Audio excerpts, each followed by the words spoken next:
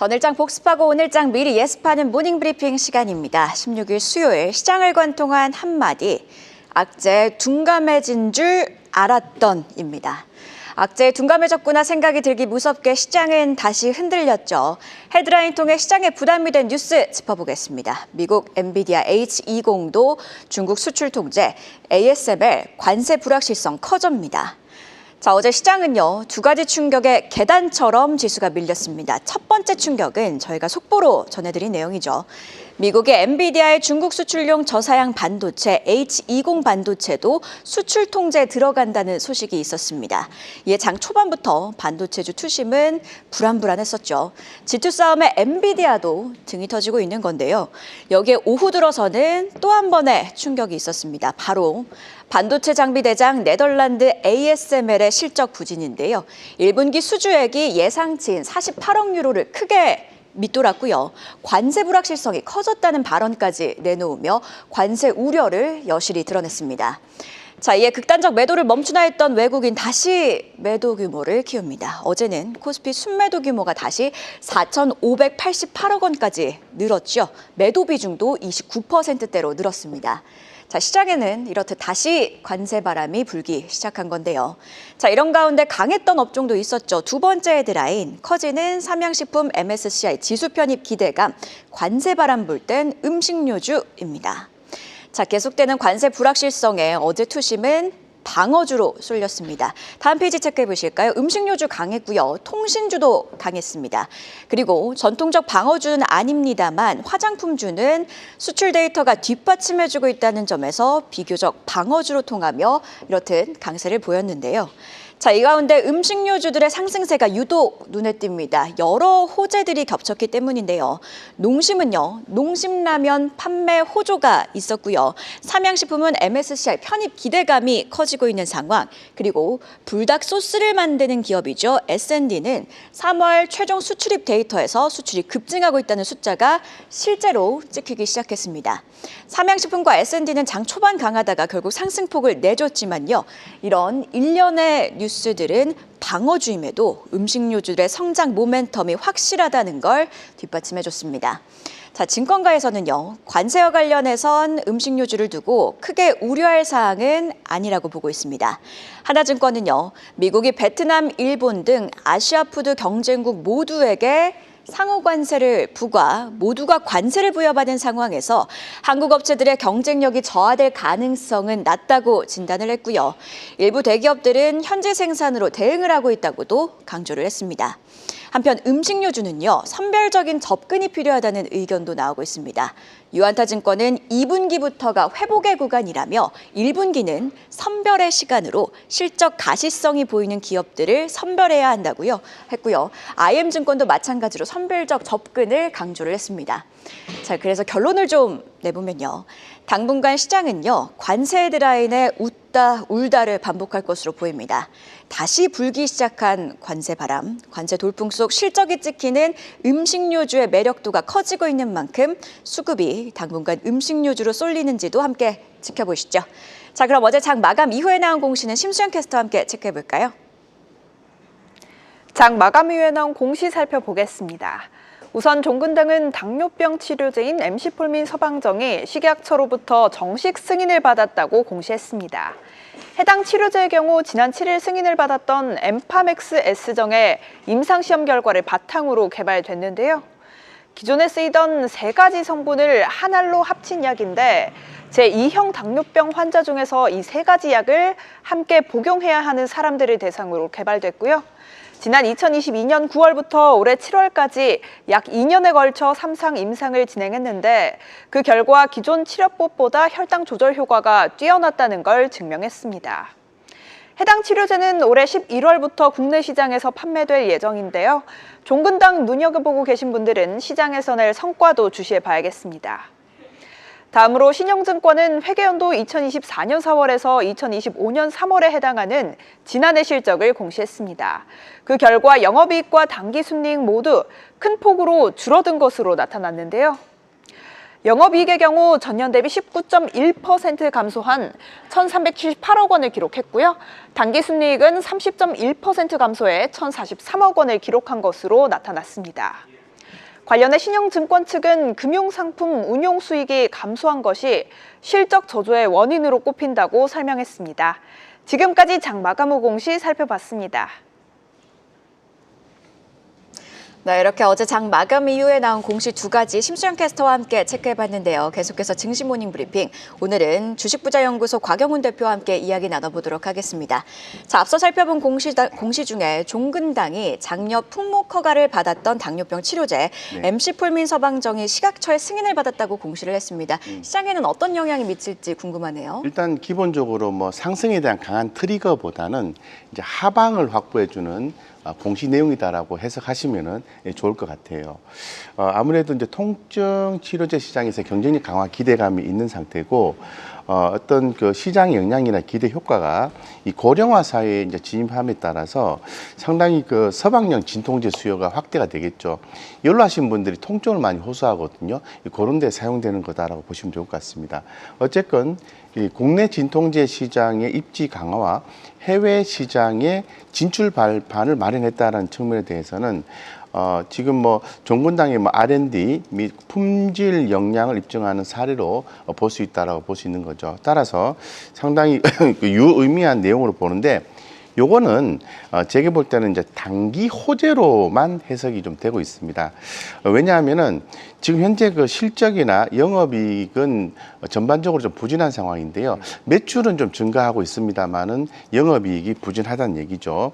그래서 지금 제가 단기적으로 호재다, 그러면 하방 요인이 있다라는 걸로 이제 해석이 될 수밖에 없는데, 그러면 상승을 유발시킬 수 있는 트리거는 뭐냐? 그건 바로 다른 데 있습니다. 중장기 모멘텀인데요. 노바티스와의 기술 이전 계약 CKD 510을 주목하자라는 건데요. 이 저해제 같은 경우에 노바티스의 1조 7천억 원 규모로 기술 이전된 파이프라인인데요. 올해 상반기 후속 임산 IND 제출 기대감이 있는 상태죠. 현재 지금 임상 스케줄 지연으로 인해서 주가는 다소 좀 부진합니다만은 이 적응증 공개라든가 임상 진전 시에 기업 가치 재평가의 가능성이 충분히 있다라고 볼 수 있게 되는 거죠. 따라서 이 종근당의 주가 현황을 보면은 저평가 국면이다라고 해석할 수 있을 것 같고요. 이 단기적인 대응은 이 관련 공시로 인해서 주가의 변동성이 나오게 된다라고 볼 수 있기 때문에 단기 매수 관점에서 유효하고요. 이 중장기 관점에서는 저해제 CKD 510을 주목하시면 좋을 것 같습니다. 이 장기적인 측면에서 봤을 때는 아무래도 이 항암제 파이프라인이라든가 노바티스 파트너십을 통한 글로벌 신약 가치가 3년에서 5년 투자 관점에서 지금 평가가 될 수 있기 때문에 장기적 관점에서는 좋다는 거죠. 결론적으로 단기 방어, 중기 회복, 장기 재평가 이런 측면에서 종근당을 바라보시면 좋을 것 같고요. 좀 긴 마인드로, 차분한 마인드로 종근당을 대하셔야만이 기존에 좀 손해가 나신 분들은 좋겠다, 이렇게 말씀드리겠습니다. 네, 다음 이슈도 살펴보죠. 앞서 앵커 리포트에서 던진 질문이기도 한데요. 이 반도체 웨이퍼 업체 SK 실트론에 대해서 이 인수전 판이 커지고 있다라는 분석들이 나오고 있습니다. 네. 두산그룹도 이번에 인수전에 참여했다라는 얘기들이 나왔는데 네네네. 테스나에 이어서 실트론까지 넘보는 두산그룹, 이 이슈가 우리 시장에는 어떤 의미를 가질까요? 상당히 이제 두산 입장에서는 아주 중요한 의미를 띠고 있습니다. 뭐 자세히 말씀을 제가 드리겠습니다만은 수직 계열화의 완성이다. 인수를 하게 되면은 수직 계열화의 완성이다를 볼 수 있게 되는 거고요. 뭐 단기적으로 작은 부담은 되겠지만은 잘 이루어졌을 때 두산에 대한 긍정적인 주가 흐름도 예상이 된다는 거죠. 요번 그 두산그룹의 SK 실트론 인수권에 대한 해석을 좀 보면은 이 반도체에 대전한 중공업에서 첨단 산업으로의 체질 전환, 이게 핵심이라고 보시면 되겠습니다. 그래서 기존에 뭐 SMR, 뭐 AI, 로봇과 함께 이 반도체를 차세대 성장축으로 삼으려는 그룹의 방향성이 담겨져 있다라고 좀 볼 수 있을 것 같습니다. 사실 이미 2022년도에 이제 두산 테스나 인수를 통해서 반도체 후공정 테스트 시장에 진출한 바 있고요. 이번에 SK 실트론 인수를 하게 되면은 전공정 핵심 소재인 웨이퍼 부분까지 이 포트폴리오 확장을 한다라는 부분이 핵심이라고 볼 수 있을 것 같습니다. 그래서 아무래도 이제 수직 계열화의 어떤 가능성을 엿볼 수 있을 것 같고요. 다만 인수자 투자자금 조달 이런 부분들은 다소 좀 부담이 될 수도 있겠지만은 이 다각도로 좀 진행을 해서 마련될 가능성이 있어 보인다라는 말씀을 좀 드리고 싶고요. 이 실트론, SK 실트론의 기업 가치가 5조 원으로 평가되고 있는데 이 두산이 노리는 경영권 지분은 70.6%고요. 약 1조 5천억 규모의 규모로 추산이 된다라고 말씀드릴 수 있을 것 같습니다. 여기에 이제 사모펀드와의 어떤 경쟁이 있게 되는데요. 아무래도 제도적인 측면에서는 두산 쪽이 더 유리하다 이렇게 볼 수 있을 것 같습니다. 그래서 일단 뭐 우리가 개인 투자자 입장에서 봤을 때는 이 투자 전략을 어떻게 삼아가야 되느냐 이걸 좀 봐야 되는데 역시 단기 전략, 중기 전략, 장기 전략으로 이렇게 구분해서 보셔야 되거든요. 단기 전략은 인수 추진 누수에 따라서 주가에 이제 급등락이 나오기 때문에 적절한 대응을 좀 트레이딩 관점에서 대응하시면 좋을 것 같고 인수가 이제 확정이 되지 않은 상태이기 때문에 이 기대감에 의해서 변동성이 나올 수 있다고 볼 수 있게 되는 거죠. 하지만 이제 중기적으로 인수가 확정이 된다면 이야기는 좀 달라집니다. 예, 그래서 전공적 포지션을 확보하는 개념이기 때문에 장기 성장성을 확보하는 개념으로 해석이 다시 들어가면서 장기적으로 좀 봐야 되는 거죠. 그래서 장기적으로 뭐 두산 테스나 SK BG, SK 실트론 간의 시너지와 함께 장기 성장성을 노려볼 수 있기 때문에 인수가 확정이 되면은 아주 길게 두산에 대해서 투자하는 전략을 새롭게 수립하셔서 진행하는 게 맞고요. 아무래도 M&A의 어떤 불확실성 요거는 좀 기회 요인이라고 볼 수 있을 것 같고요. 예. 그렇기 때문에 이번 모멘텀과 기업 가치의 재평가 구간으로 봤을 때는 두산에 대해서 관심이 갈 수밖에 없다. 이렇게 말씀드리겠습니다. 하나만 더 간단하게 질문드리면 지금 네. 인수 참전하고 있는 기업들 두산이라든가 이런 데 관심들을 또 하나 봐야겠지만 증시에선 네. 반대로 인수 이 객체가 되는 그러니까 이 파는 SK 입장으로서는 이 인수 좀 관심 높아지면은 또 투자 심리에 영향을 받을 수가 있을까요? 아무래도 그 자금이 이제 확보가 돼서 SK 입장에서는 새로운 동력이 자금이 확보되는 거니까 뭐 오늘 주가 흐름을 봐야 되겠습니다만은 제가 볼 때는 이제 그쪽도 움직임이 있겠지만은 오히려 두산은 반도체 부분에서 장기 수주 계열화가 완성이 된다는 측면이 더 시장에 포커싱이 되지 않을까. 기대 심리 측면에서. 예, 그래서 오히려 투자로 접근한다면은 두산 쪽에도 움직임이 더 강하게 나오지 않을까 이렇게 보고 있습니다. 일단 한번 보실 필요성은 충분히 있는 것 같습니다. 네, 이렇게 관련 이슈 자세히 짚어봤고요. 관세 관련해서 다행인 뉴스도 하나 짚어보도록 하겠습니다. 국내 태양광 업체들의 주력 생산품이 바로 폴리실리콘 그리고 웨이퍼인데 이 두 품목의 경우 미국 상호관세 면세 품목에 들어갔다고 합니다. 네. 우리나라 기업들 같은 경우에는 일단 동남아에서 많이 생산을 하고 있다 보니 안도감으로 작용할 것 같은데 어떻게 보고 계실까요? 네, 이제 이 태양광 관련 이슈는 이 관세 이슈와 맞물려서 해석을 좀 하셔야 되는데요. 예, 지금 제가 개인적으로 관련해서 좀 보는 종목은 크게 이제 하나솔루션, 하나솔루션과 OCI 홀딩스 기타 종목인데요.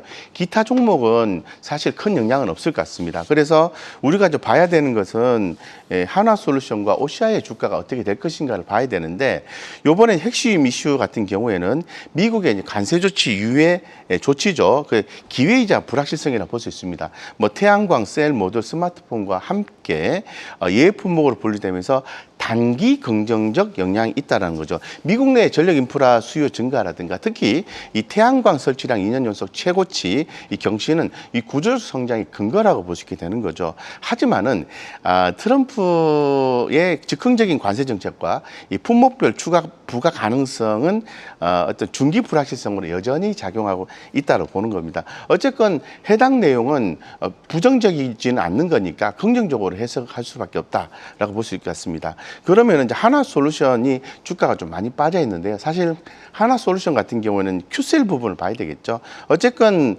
뭐 태양광, 셀, 모듈 관세 이후에는 단기 부담 완화가 되는 거기 때문에 긍정적이다. 이렇게 볼 수 있을 것 같고 단기적으로 단기에 있던 주가 재평가가 이루어질 수 있을 것 같고요. 중장기적으로 봤을 때는 나름대로 또 주가에 또 하방을 확보해주는 영향이 되지 않을까 이렇게 좀 기대 요인을 가질 수 있을 것 같습니다. 두 번째는 이제 OCI 홀딩스인데요. 뭐 텍사스 셀 공장 증설 발표로 인해서 IRA 대응이라든가 현지 공급화 추진이 본격화될 것으로 보고 있습니다. 이 고객사 하나 Q셀을 얘기하는 건데요. 이 관세 부담 완화 자체는 이 폴리실리콘 수요 유지라든가 수익성 방어에 긍정적인 영향이 있게 되는 거죠. 그래서 OCI 홀딩스에서는 주가는 좀 긍정적이라고 볼 수 있을 것 같습니다. 단기 급등보다는 이 기대감 반영되는 등 점진적인 상승이 좀 예상이 되고 있기 때문에 뭐 올해 그 하반기 부터 내년도까지 실적 개선을 목표로 두고 이 OCI 홀딩스에 대해서 관심을 갖고 좀 보시는 게 좋을 것 같습니다. 본 코너에서 지난번에 OCI 홀딩스에 대해서 긍정적으로 한번 언급해 드린 바가 있는데 주가가 올랐다가 좀 빠져 있긴 합니다.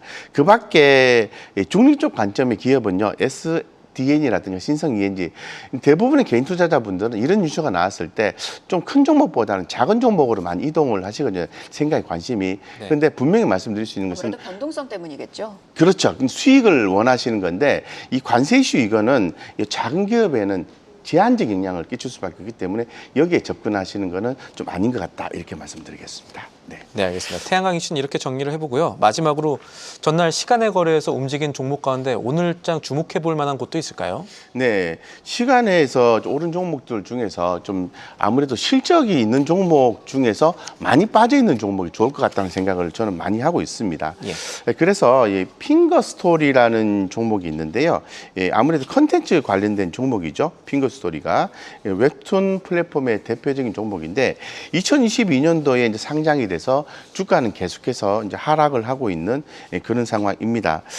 그런데 이 핑거 스토리 같은 경우는 최근에 이제 그 대선 관련한 종목으로 이제 민주당에서 언급이 이제 이 컨텐츠에 대한 어떤 지원, 영화 산업에 대한 지원, 전반적인 이 플랫폼에 대한 지원 얘기가 좀 나오면서 어떤 이 컨텐츠 플랫폼 수익의 본격화 이런 부분이 주목받게 된 거죠.